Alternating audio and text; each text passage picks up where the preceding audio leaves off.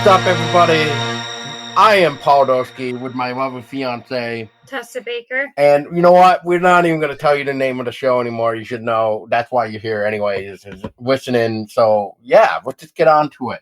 Now, for those of you that may remember a campaign that I believe started near the end of this new year, but ended, I believe, in January.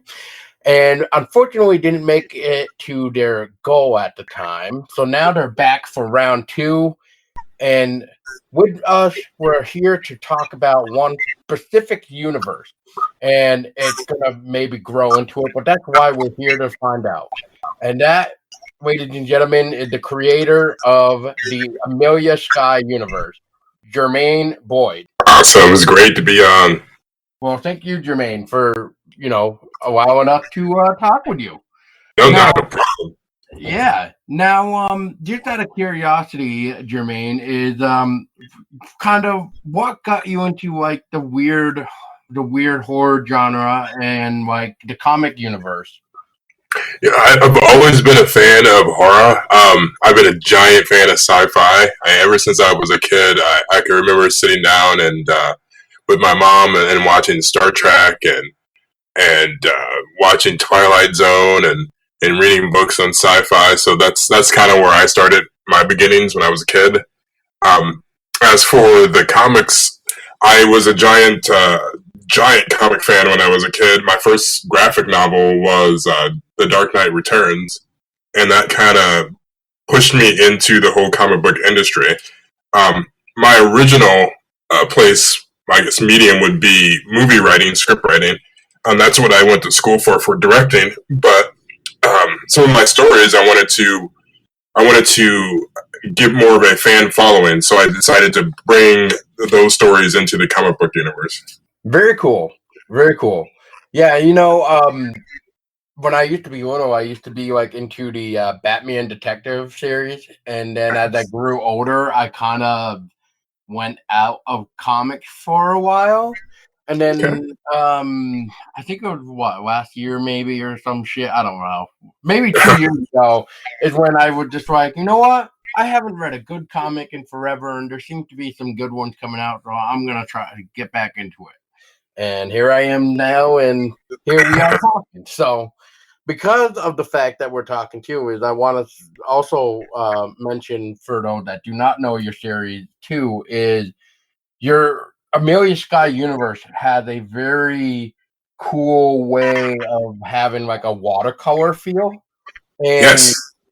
And God, I really want to say somebody either backed you and that's why I found you. Otherwise, your Kickstarter at the time was like a project we love or something. Because I just remember getting an email and I just saw Amelia Sky and I'm like, oh, what is this? Because, I see like the watercolor effect and I'm like, all right, I need to check this out. So that's how you became, or how I became a new fan. And then Tessa here, I think became a fan probably today after reading both your issues to get ready for talking with you. Oh, awesome. I always love new fans. Well, I just want to ask real quick too for Tessa. So Tessa, what do you agree with the watercolor effect, and what else did you like about the Amelia Sky after your first read through? I honestly really enjoy the concept.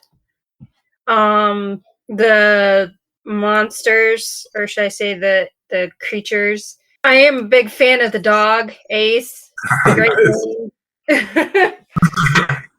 Yeah, I like his protective nature and stuff like that. And that's awesome. I'm glad you guys like it. Yeah, Ace is he is going to be a pillar in the story. He's his own character. Don't expect to see some crazy situation where you see him just die off in like the early stages of the comic book. He'll be around for a very long time. Nice. Now, speaking of a very long time, Jermaine, now, do you have an idea of how many issues are going to be in this Amelia Sky universe, or is it just one of those things where you just want to see how long it can last?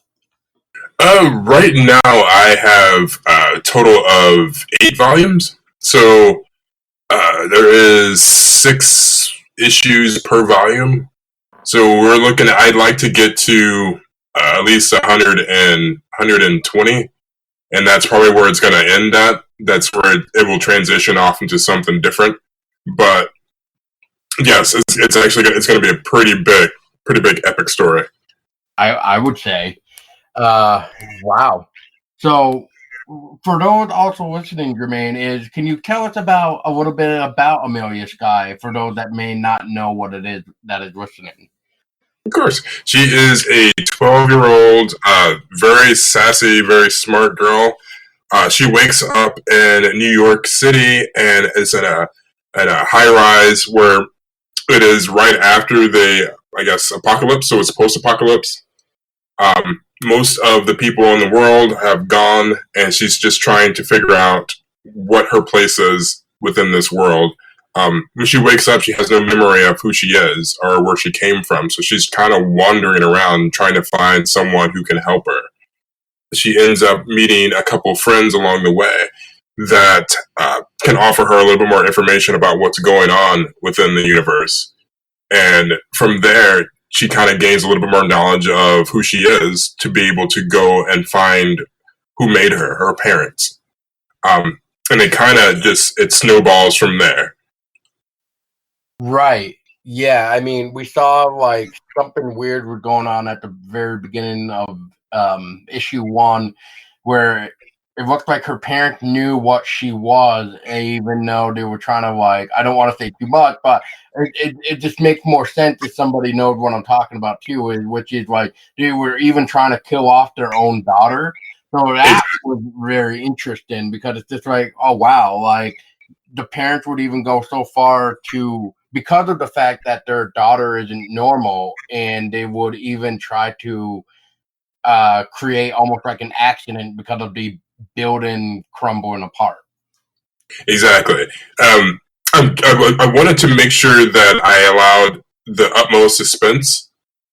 So at the very beginning, it seems like you have so many questions, but after every issue, you'll start to learn a little bit more until the very end, and you're like, okay, wow, that's who she is. As for her parents, they will definitely come into play later on within the storyline, but at the very beginning, I wanted you guys to kind of see that if even her parents are trying to eliminate her, then she's got to be something pretty big. That's true. Now, I haven't gotten a chance to actually read it myself, but I know that you guys have a prequel, I believe, to the Amelia Sky series. Are you able to at least explain what that prequel is supposed to represent, or at least tell before? Definitely. Yeah. Definitely. The prequel is called The Remains, and it focuses on a group of all-female fighters that end up coming together before the Amelia story, but right as the apocalypse happens, the alien apocalypse happens. They gather up, and they're kind of the only ones within this world. Not giving away too much, but I guess I can give this away.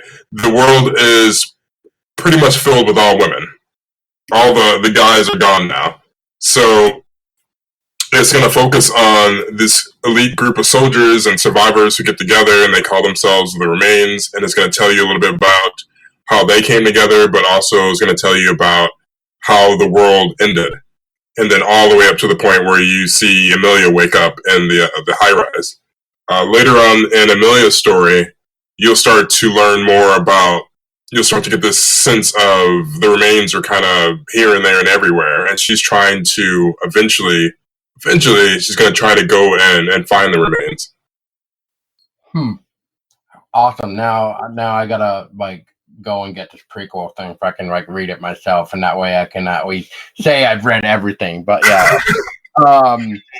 No, I like the idea, and man, all these, I guess there must be a hatred for men as all of them are gone. But then again, we're all the end of our own demise anyway, because we're the fucking retarded people that would probably be like end the world to begin with. So. Well, I mean, I'm a giant feminist. That's just me. My mom is definitely a hippie feminist, so she kind of brought me up on that. But as in us being the destroyers in this world, that's definitely not the case. It's because the Shriekers are looking for energy, and they are looking for the ones to have more muscle mass, and so therefore they'll eat the ones who have the most muscle mass first. Most of the guys have that to them, so that's why they eliminate them first, pretty much. So basically, you guys became dinner. Pretty much. And that would explain the hashtag that Jermaine uses too. Which is the hashtag they ate them first or something like that. Exactly. That makes so much sense now.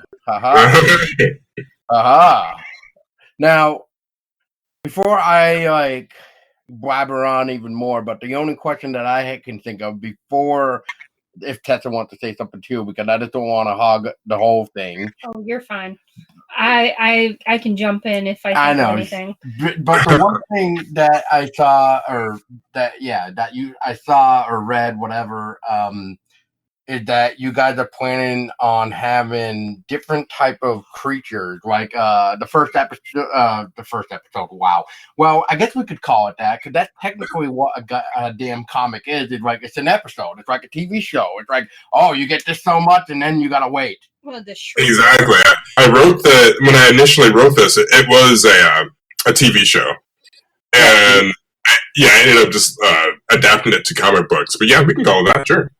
Yeah, so I think it was the first thing that I remember seeing was like a mutant spider, or the Shriekers or something, Shriekers. And then yes, and then you were planning on having different type of creatures. So is there a way, without saying too much, but can you explain to us like what type of creatures you are possibly thinking of? There's going to be you'll have a ton of the Shriekers. Then you'll have certain adaptations of the Shriekers. They may be the small, elite little soldier drone fighters, and then later on in the series, you might see really big ones like brutes come into play. But most of all, then later on in the series, you'll get to see more aliens. Because the the universe is very cluttered, but there is something bigger happening. So that's why I want to add in certain other aliens within the storyline as it progresses. Fair enough. So how did you come up with the concept for Amelia Sky? I wrote, when I was a kid, I wanted to write a superhero, and I wanted it to be something different, because every comic book that I've ever seen has been characters that were already grown up, and they've already been put through the fire and along their journeys in the past, and I wanted to do something different, completely different from that. I came up with Amelia because I wanted to be a superhero myself as a kid, and I thought the complete opposite of that would be a little girl, pretty much, and I kept it kind of in the back burner for a very long time until eventually I got to college and kind of lined out what I really wanted from that storyline. And then suddenly one day I came up with that name, Amelia Sky. It's just because I myself, I want a daughter one day in the future, and so that's how I kind of project that what I want in a daughter in this character, and it allowed me to kind of get the whole idea of who she is and what her motives is going to be throughout the storyline. Fair enough. Yeah, you definitely don't want a normal kid then. That's exactly what I think episode 2, as we're going to call it, really portrays as well. And yeah, I'm a giant fan of. I was a giant fan of Mega Man when I was a kid, and I really wanted something to that degree. So certain things you'll see, like Mega Man or The Last of Us. No, that's recent, but Mega Man's been around for forever. Certain aspects of my favorite things that I liked when I was a kid, you'll see certain things like that in Amelia Sky. Like Amelia, you could definitely kind of mirror Mega Man, and Ace can kind of mirror Mega Man's dog as well. So definitely, yeah. Nice. Well, that's cool. That's cool. I mean, I guess in a way we all wanted to be superheroes at probably one point in our life. We used to Yeah, definitely. I mean, we probably even went full blown put a blanket around us and tied it together and as our cape to try to fly off the bed, and that failed horribly. But I mean, no. At this case, it really doesn't show, or at least Amelia, as you were saying, doesn't really know that at the time of what she really is. And then I think, without going into too much, but I would say it seems like what really triggered it too is near the end of the episode 2, where this specific scene is happening, which I'm going to say, because of that specific scene, it's what drove Amelia to unlock what was actually hidden inside of her. Dormant, yeah. Yeah. Exactly. And that's that will progress throughout the first volume until the very end, until you find out what she actually is.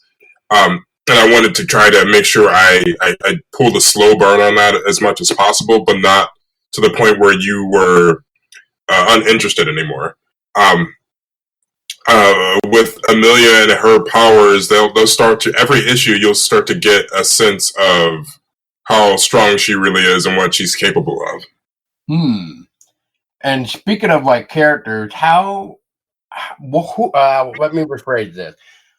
Who was the inspiration for the Eleanor character, especially with the dog Ace that Tessa loves so much? Yeah, I'll ask that after.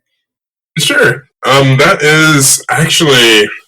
is kind of more of an inspiration from my grandmother. When she was younger.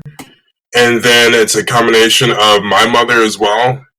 So, yeah, it's definitely, and a little bit of characters here and there that I may have seen on some favorite TV show or some awesome book that I may have read. But yeah, I would definitely say, though, she is inspired by my mom and my grandmother. Oh, that's awesome. Who or what inspired Ace? Ace is, I've always wanted a dog, but I've always been a giant fan of Batman. So he is kind of if you have seen Batman Beyond, if you're a giant lover of that, Ace is kind of a mirror projection of that dog as well. But I guess I had to change it around so it wasn't exactly like Ace, that dog from Batman Beyond. Well, yeah, I mean, you want to borrow, but you don't want to borrow the exact same thing. Yeah, exactly. Yeah. I just don't want to pronounce her name wrong, because I know she was gonna try to make it here tonight. But your illustrator there, Gwen. Yes. Yeah. How did you find her? Because to be honest, I've seen her name now twice on a couple of things that I have read, and one being yours, and then another being another series that I have actually just finished reading. So how did you guys meet each other, or how did you find her? Or, yeah. Sure. When I started looking for comic book illustrators, I went through so many just to find the right feel for Amelia Sky. I had a couple of illustrators at the very beginning who were more concept artists than anything. So it led me to go down a prime path of finding a comic book illustrator. I met Gwen through, I went to Academy of Art University, and that's how we met. And I knew she was an illustrator, but she was trying to put herself in the business or get herself a push-off, and she is an excellent illustrator. And I knew that she would be able to draw the pure emotion that I had in the character and in each and every character. her sense of style for watercolors and any pretty much medium for that matter is just it's extraordinary. So whenever I saw a couple of her concept arts or illustrations that she did, I knew that she was the person that needed to be on this. I don't blame you one bit. So just saying, because I mean, the other series that I've seen her do, and then this series, it's just incredible how different the artwork really is and what she can actually do, which is just like another reason why it just blows my mind. Like between yours and then the other one that I read, it's just like wow, like she does so many different things that create her pretty much she just has her very own unique styles in this case, Exactly. where it's just all over the place, and which is a good thing. And so yeah, I give her props. Yeah, exactly. Since she's a giant fan of horror, and I knew that in sci-fi, and she's really good at disturbing scenes, because there are a lot of disturbing scenes in the first one and the second one, and to come, the third one coming up.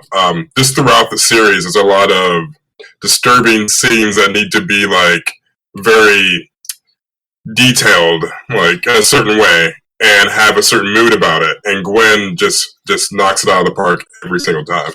And speaking of like disturbing scenes and all that stuff, but just for inspiration stuff, which I found interesting, is like you know, the inspiration for your upcoming issue number 3, The Monster Within Us, and the cover art is actually was inspired by John Wick, I think, if I remember correctly. Yes, I saw the John Wick 2, and I saw that poster that they made of him, and I thought that it was just perfect. It was a perfect setup for the cover for Amelia Sky. Just having all of her antagonist around her, in a very dark setup, just like John Wick has in that movie and throughout, I'm sure, the movies to come. But John Wick and her have this certain, I guess, personality, very cold and very calculated. So eventually, Amelia will get to that point of being very cold and calculated once she understands what she really is. Interesting. Now, did anything inspire the first 2 issue covers at all, or was it just one of those like, well, since we got the environment, which is the apocalypse type deal and stuff like that, like did you want it like just really like something simple like the first cover is, and then we see, I'm trying to remember the second one off the top of my head, it's like a graveyard of vehicles with, I think, like snow or something. But like, was any of those inspired by anything? Let's see. More so, just inspired by the world around them. The first cover was done by Mike Redman, who was one of the artists who was going to take on Amelia Sky. He ended up going into animation, and so that's why it's so different from Gwen's work. But that cover, I wanted to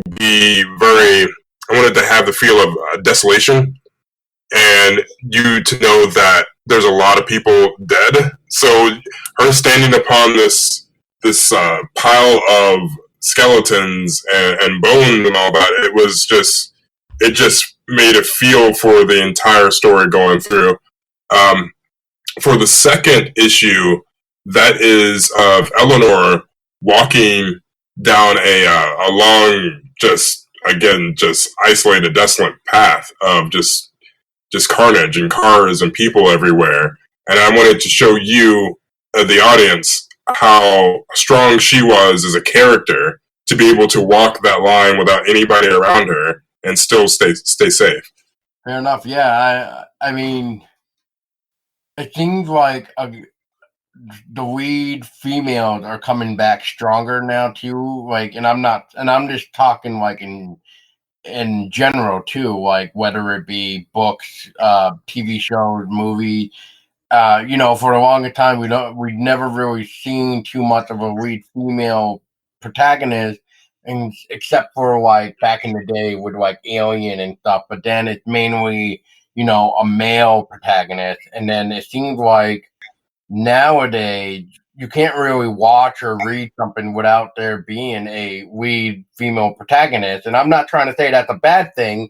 I'm just saying like it's probably good that it's about time that women are shown as a very strong human being when as I think Tessa would say, if it can bleed for 5 days and not die, I mean, you gotta like expect it or whatever. Exactly. Pretty much, if we've been washing blood stains out of our clothes for years, and we bleed for 5 days and don't die, it's something you should be afraid of. Yeah, there it is. I like that. That's very nice, and that's kind of my idea with it as well. It has been so many just stories from the male perspective, and now I think we kind of live in an age now where it's a new era, and we get to see different stories from a different perspective. Had it be from women or from any other minority, it's just a different perspective of story. And I like that myself personally. I like to see something completely different. I think we've run the gambit of seeing males take over and save the day. I think we all got that. So. I mean, I think that right there makes me like Amelia Sky so much more, is because you see a world where women are trying to save themselves, I guess, and not relying on a man to do it. And essentially, the men have all been eaten and destroyed anyway. But it's just really cool to see female heroines. Yeah, it's refreshing, really. And that's as in the storyline as it progresses. They will. Issue 3 has a male antagonist, and he'll explain a little bit as to why he is one of the ones only left. But whenever you do find a male within the story of Amelia Sky, it's one of those things where you kind of have to make sure you take a double look at them, because a lot of the males that are left in the world are isolated and they're crazy. So you just have to keep an eye out. But yes. I didn't mean to like interrupt that, but yeah, I mean, it's perfect about the whole being crazy and stuff. It's like, yeah, because they went crazy because they probably watched everybody else get eaten. So, but yeah, no, it is interesting because it would be cool to see how that plays out too, because maybe you might want to maybe you're actually try to maybe have whoever is left for the male try to gain up on the women because they're overpowering the male population now or something, or in that matter of the males like they always try to do, let's repopulate the world and save the world. And yeah, oh god, here we go. So yeah, it would be interesting to really see what you do with that as well. Yeah, there's definitely a place for that in the storyline. So if that's something that you're looking for, you'll find it within the story very. I wouldn't say soon, but you will find it definitely. Yeah, probably be in like the next volume or something. So no exactly. Now, how long does it take for you guys to draw, color, and get your issue that is going on at the time ready and to be printed? How long has it taken you guys? I mean, it's really right now about, for us, financing. So it could take us, if we have the right amount of money and we all have that time ready to go, it could take us a good maybe 2 months to get everything ready to go and set. I'm a fan of, I'm kind of a perfectionist. So if I see something that's wrong, then I want to go back and fix it. And it takes a lot for me to not to do that. But, and then that kind of adheres the time a little bit. But we would like to gain more followers, gain more money, so that when we can bring this out like more of a monthly type thing. Right now, being on Kickstarter makes it a little bit harder for us to pull that off. And it takes a lot more. The time between us putting out issues it seems like so long, but I mean, we could have an issue done in 2 months. So it's just preparing the financing for it and getting that ready. That's what takes us so long to get an issue out, which is unfortunate. Yes, because it does. Because I mean, I'm probably enjoying this to the point where it's just like, man, the next one just needs to come out. But in order for that to happen, people need to recognize this awesome project and back it and everything else. And it's just like, come on, everybody, just point gun to their head and make them donate. No, I'm joking. You're not gonna like rally up people, tie them down, and then like put them to their knees with a gun behind their head and say, "You pledge now, otherwise you got 3 seconds to tell us why." Oh, goodness. But that's what I mean. But see, that is why us men got eaten first, because of that want to just wipe out everything off the planet, even though I'm really not like that. So basically what you're saying is if we were in the Amelia Sky universe, you'd already be dead. Probably. Yeah, definitely. So, I mean... Well, the reason why I say this is it's kind of funny how Paul and I actually met. So yes, please tell Jermaine how we met. Oh yeah, I think he'll get a kick out of this. And to make it more official to Jermaine, and after this, what I'll even do for you is send you the picture to help you much more better understand the story of what we just told you. Nice. Okay.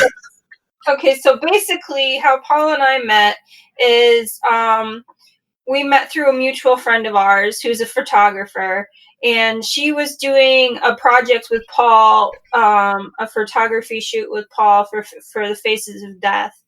And I was actually coming to meet her as a new model for her company. And so I was coming to do a photo shoot with her of my own. So I got there, I met everybody, I went off and I did my photo shoot with her, and then I came back and Paul needed help with his. So the idea was he was supposed to originally have his photo shoot done outside in the snow, but there was no snow. Like the rain essentially melted away all the snow. So it changed his photo shoot to being done in the bathroom. So what happened was Paul needed to die. He needed to be murdered. It gets better. So they were like, so who wants to kill Paul? Who wants to murder Paul? Me, without hesitation, and without skipping a beat, I said, I'll do it. Nice. So I got to mine and Paul's first time ever meeting was I murdered him in the bathtub with his own double-bladed fantasy axe. That is crazy, but also awesome. So crazy awesome. So I was his murderess. I mean, I found that double-bladed fantasy battle axe for like I think $20 at a gas station. So. Oh, that's so cool.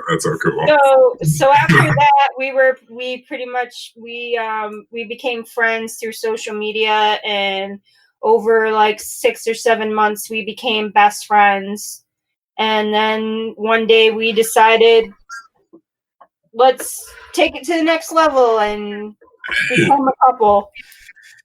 That's awesome. You guys sound like you should be together, pretty much. Like, wow, that's awesome. Well, I appreciate the kind word. So yeah, that's really how we first met. And then when we started telling people around, I guess our hometowns, everybody just was just like, "Wow, that's kind of creepy." So then we developed the nickname, the Creepy Couple. So yeah, we got dubbed the Creepy Couple. That is nothing wrong with that. You guys like what you like. I mean, it's hard to find people who are like-minded. So whenever you do find somebody who likes the same things you like, you have to hold on to that. That's awesome. Yes. She can be a pain in the ass, just like I can be a pain in her ass. So Yes, it works out in the you end. can be a pain in my ass. We've had our obstacles and our rough patches, but I think every couple does, and Yeah. we work through it. I don't think I've ever met somebody who shares as much as I do in common than Paul. That's awesome. He really mirrors me in a lot of ways, and he compliments me in others. And he really doesn't realize this, but he's brought out a lot in me. That's amazing. That's awesome. I'm glad you guys met. That's pretty cool. Yeah, and I sent you the picture on the Amelia Sky Instagram, so you can now see the picture of the story she was just talking about. So. Oh wow, that's awesome! I can't see it now. That's pretty cool. Yeah, so that battle axe that you see, yeah, that's my bad boy. That's neat. Murder you with it. Yeah, that thing is really sharp too. So yeah, it looks like it is. I told him that we do a photo shoot again in the future. I told him that we can reverse the roles and he can murder me. There you go. Yeah, hey. So I'll probably be like the revengeful spirit coming back for the kill or something. It sounds very supernatural. Like. Well, what can I say? I was brought up with a lot of paranormal stuff going on around me, so why not? Exactly. That's perfect. Yeah, exactly. Now, to get back to Amelia Sky too, after that nice little break about how we got engaged and all that lovey-dovey cookie-coo stuff. Now, anyway, I guess the idea is so. I know you told us a little bit of what's going on, Jermaine, but what else can we expect for your issue 3 of Amelia Sky? You can expect a lot of tension within this issue. It's going to be very suspenseful. It's going to be it'll be very gory towards the very end of it. But you'll end up seeing how strong Amelia really is. So she gets to a place where she finds somebody else, and he doesn't really turn out the way that you think he should turn out, and she has to survive that situation. And it's only her now. It's no Eleanor to help her out. So she'll have to figure it out for herself. And once she does that, it's going to further that unlocking of who she really is inside. Damn. Well, wow. Like, this already sounds like it's going to be a really good issue. And speaking of which, too, of the issue, in order for us to even see the damn issue, listeners, yes, now I'm talking to you, listeners, and we're going to all be talking to you in a minute. Or right now, I should say, which is this. So, I guess my pitch for you listeners is this.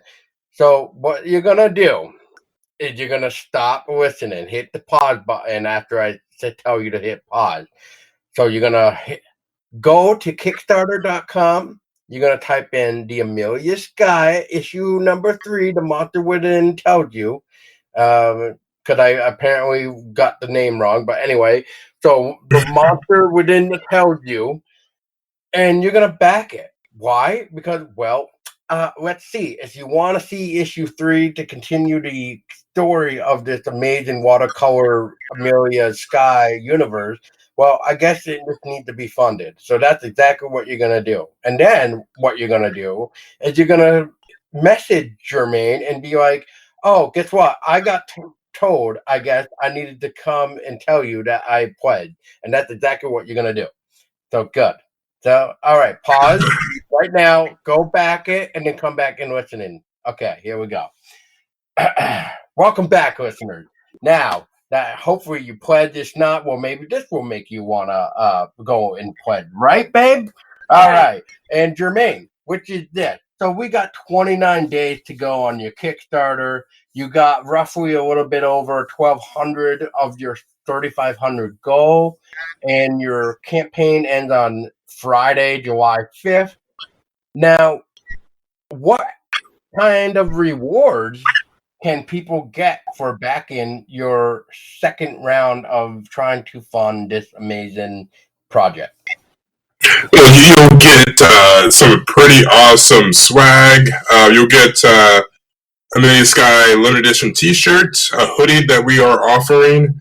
I do want to make sure that fans have more of a hand in this issue. So if there are any women out there who want to be a comic book character, there is a spot that we're trying to keep open so we can draw the likeness of whoever gets that certain tier into the storyline. You'll also get to see at the highest tiers a little bit more of a preview into issue 4, which it opens up the world even more. You'll get to meet some more of the characters, and trust me, you're definitely going to meet a lot of interesting characters. Also, with that said, you'll also see a remastered edition of issue 1, and hopefully we can get this back. We can go backwards and just do another issue that kind of mirrors the look of what the second one and the third one looks like right now. Issue 1 was the first issue, and my illustrator was trying to kind of mirror what the previous artist had done before her. So this time around, she had the ability to just take the realms herself. I didn't give her much direction, because I don't like to do that with artists. I like to give them my idea and then have them be inspired by it to produce something all their own. So this time we want to go back and do issue 1 and kind of make it a little more colorful for you guys. Aw, you hear that? Colorful. So it's not all dark and gray. It's going to be bright, shiny, rainbowed with peppercorn. Wait, peppercorn. What? What did your rainbow sprinkled? Rainbow sprinkled with unicorns flying around, pooping on. Yeah, let me help you with that. Yeah. Where the hell did peppercorn come from? Maybe because I was trying to think of something smart ass to say, but in that case it came out like that. I don't know. Anytime I try to say something out of random, it makes sense. Yeah, exactly. No time. But no, you did answer the question that I wanted to know anyway, with what was going on with this remaster thing, which I believe you were telling me about a little bit over social media one time anyway, the whole different artists and stuff like that. So it is quite interesting. So I guess, Jermaine, is like, is there anything that we're missing that we didn't get to that we should know, or do you think we covered it pretty good? I think you guys covered it pretty well. I definitely haven't. This is the first time of me saying that the world is filled with all women. I don't really get to say that a lot. Most people don't know that. So any of your listeners right now kind of got that little spoiler in. And how big the world really is with the volumes. That's pretty awesome. But other than that, you guys covered it pretty well. Good. That's what I like to hear. And yeah, no, I didn't even realize the whole world was full of females too. So I guess that was new to me too. So awesome. So now that I actually really know what everything of the hashtags even mean, it's pretty good. Especially the whole evolve or die hashtag, Jermaine. Can you tell us what that hashtag is supposed to be about? Especially if it's the whole like they ate them first thing. Now did the evolve or die like have any type of meaning behind that? It has a few meanings here and there. As in the storyline, um, the world is it's about evolution. It's about what I see us becoming later on towards our future. Um, and in this world, you either have to evolve around these new threats or you'll die. As in the picture for our comic book, it's more of the industry is changing and a lot of comic books are just being laid to the wayside and it's becoming so hard to be able to produce self-published works that kind of get out there and people get to see. So it's either you evolve to a new world of the industry or you'll die off and then nobody will know that you even existed. Oh, yeah, that makes a lot of sense, and that sucks too for some people too, where they want to get their artwork, or well, in this case, yeah, their art, I should say, really not really artwork, but their art out there into the world, and it gets really tough when you start becoming buried underneath all the scraps and other popular stuff where, even you guys don't even have that chance to become something more rather than just that small nobody, really. And then it sucks. And, it's like me and Tessa. Like, we started this podcast on February 12th, 2017. And, I still find ourselves small. And lately, sometimes we get some email come through and they're just like, oh, hey, I heard about you guys and didn't know if you wanted to talk about this with me. And I'm like, how did you find us? And one person literally, I shit you not, one person literally told us that they were at a bar one time, and that's how they found us. We're just literally in a bar, and somebody was talking about us in a bar. And I'm like, oh, okay. And then another guy found us just by randomly going through horror podcasts, and then another one found us, I forgot now, just by searching, I think, searching Google or something, and it's just like, oh, wow. But I think the bar one takes the cake, though. It's just like, oh, we're being talked about in a bar now. I see. So, yeah. I like to you guys. So that's pretty amazing that you guys started something to help out small independent comic book creators. And that's a lot of us can't find outlets like this to be able to come on and tell you about what we're doing and the future and just art in general. So thank you guys for having me on. No, thank you for allowing us to have you on, really. I mean, I think that's really one of the reasons why Tessa and I wanted to do this anyway. Well, we didn't really plan it right away to be like, oh yeah, let's go talk with all the indie people. No, it's actually more of like, well, let's first see if we really want to do this. And then I think it was 2 months later when we first started it, when we did our first interview. So that was like a little bit nerve-wracking because, just for another behind the scenes, Jermaine, about us is Tessa and I are not very social. So, I understand that. So doing this was like a big step for us, and it still is, depending on who we're talking to. But I think though, once we find the right people and stuff, we become very good friends with everybody that we talk to. And I hope that you and I and Tessa become pretty good friends and stuff, because you seem like a pretty chill dude, and I love your work, and I just really hope that Amelia Sky really can become something more than just a comic too, because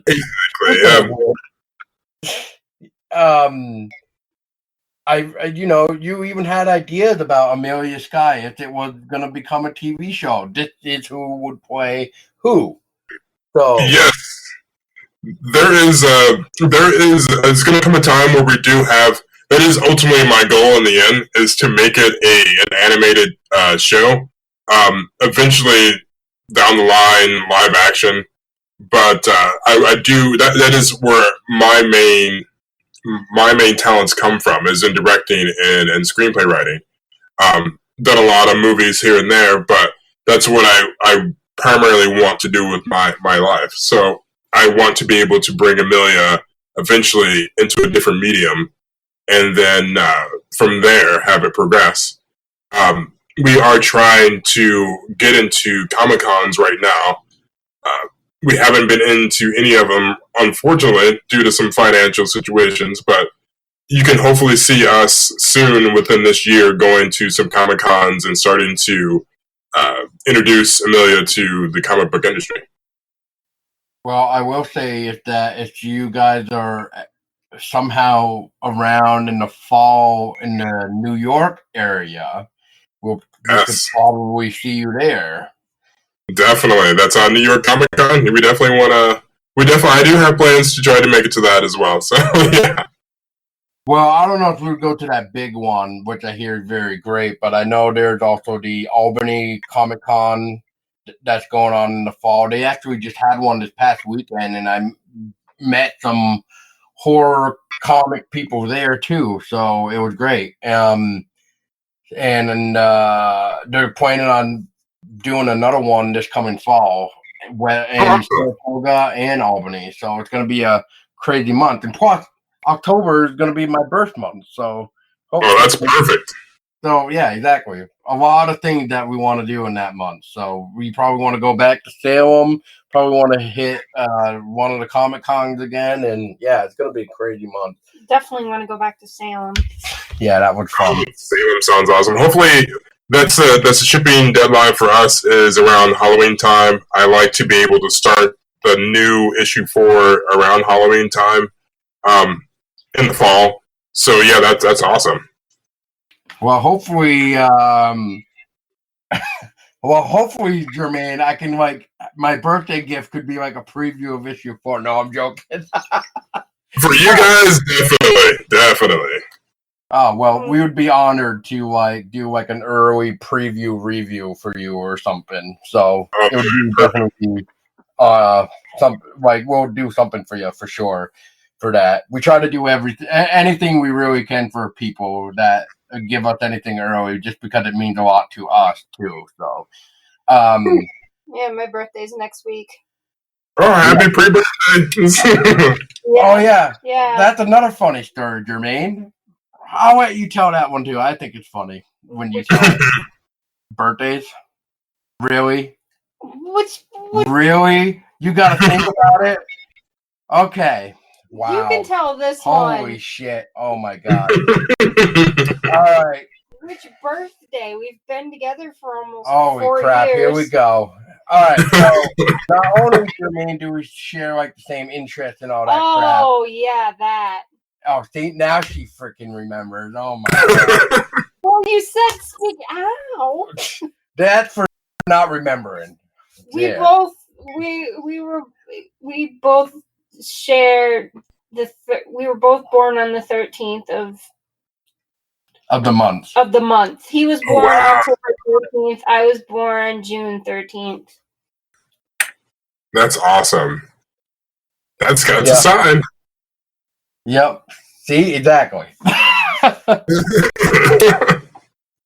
But yes, Jermaine, I do appreciate your time. I don't want to take up any more time because I know you're probably going to get back to promoting your Kickstarter too, which is, once again, people, ends on July 5th. So get your asses to the Kickstarter campaign and pledge, because you know what? We want to all see it come to life. And if you don't do it, I will find you.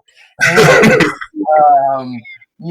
we will just have a good old grand old time walking down the street and explaining So yeah, Oh, we don't goodness. want that to happen now, do we? Yes, we do. So yes, Jermaine, thank you so much again for your time. Also, real quick, is for anybody that want to keep up to date with Amelia Sky, where can people go to see all this incredible news? They can always go to the website, whoisameliasky.com, but they can also go to, we are on Comology, so they can also pick up the comic issue 1 and issue 2 on that platform as well.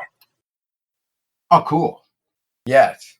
And I'll make sure to provide the link in the description below too for where you can keep up with Jermaine and everything Amelia Sky. And what we can do too, Jermaine, is in the future, when like issue 3 comes out, we can have you back on to talk about issue 3 and give out a little bit of what we can really talk about as well. Oh, that would be perfect. That's awesome. I love that. Hopefully we can get we'll get Gwen and my letter with Quinn on as well, and then we can all have a conversation about it. Exactly. We can have a great big round table. Nice. That would be great. So, because it would always be good to hear everybody's story. Just be like I can hear like somebody just be like, "Yeah, I mean, Jermaine, you were such a pain to work for. You didn't really tell me what I wanted to go by, but I had that freedom." Well, Right. I just want to put that dick and give you not much freedom. Well, I don't know what I should do. Well, I gave you freedom, didn't I? Yeah, I guess. All right, yeah. I mean, I don't know if it would sound like that, but I mean, Yeah. Okay, here we go. Yeah. But yes, Jermaine, thank you once again, though, and I appreciate the time that you gave us to talk about the Amelia Sky, and I really hope that Amelia Sky does push through the goal. And by any chance, too, is there any stretch goals once you make the goal, too? Yes, there is once we make the first initial goal, we're gonna go ahead and start sending out some free swag and some magnets to a lot of the tiers, like 20 and up. Then we'll start to send out T-shirts, and ultimately we want to send out the remastered issue to everyone as well.